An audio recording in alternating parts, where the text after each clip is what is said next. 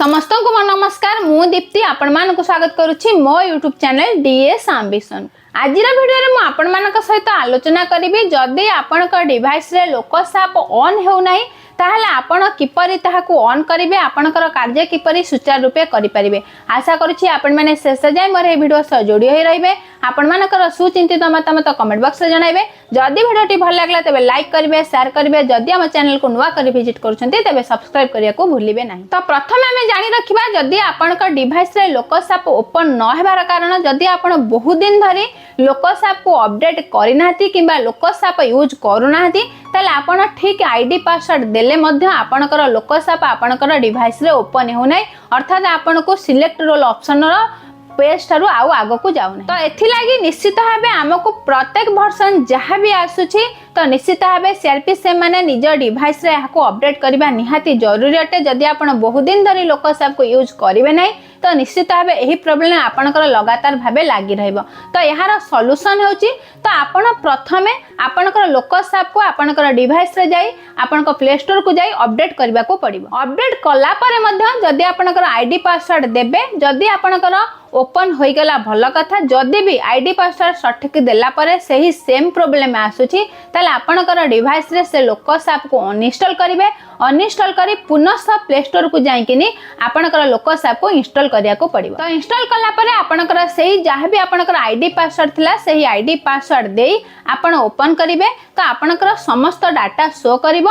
आपणकर जोठी कार्य अटकी थिला आपण सही कार्य करि परिबे। किंतु जदि आपण पूर्वरु सही संख्या गोष्ठी को लॉक करि नाहति केवल मेंबर प्रोफाइल एंट्री करछन्ती एसएजी प्रोफाइल एंट्री करि नाहति ताले आपण को पुनः समस्त कार्य को आउ थरे करबा को पड़िबो। जदि आपण संख्या गोष्ठी को लॉक कर दैछन्ती ताले आपण को से कार्य करबा को पड़िबो नै। जेमति आपणकर कार्य जोठु बाकी थिला सेउठु ही स्टार्ट करि पारि। एहा परे जदि आपण आपणकर मोबाइल ऐप रे आपणकर लोक साप को अनइंस्टॉल करी इंस्टॉल करी आईडी पासवर्ड देला परे मध्ये आपणकर मोबाइल पुनः खोलु नाही आपणकर लोक साप तो से क्षेत्र पुनः आपणकर मोबाइल को रिस्टार्ट करिवे किंबा स्विच ऑफ ऑन करिकिनी आपण पुनः ओपन करिया को चेष्टा करिवे होय तो आपणकर सही आईडी पासवर्ड रे आपणकर लोक साप ओपन होई जाई पारे।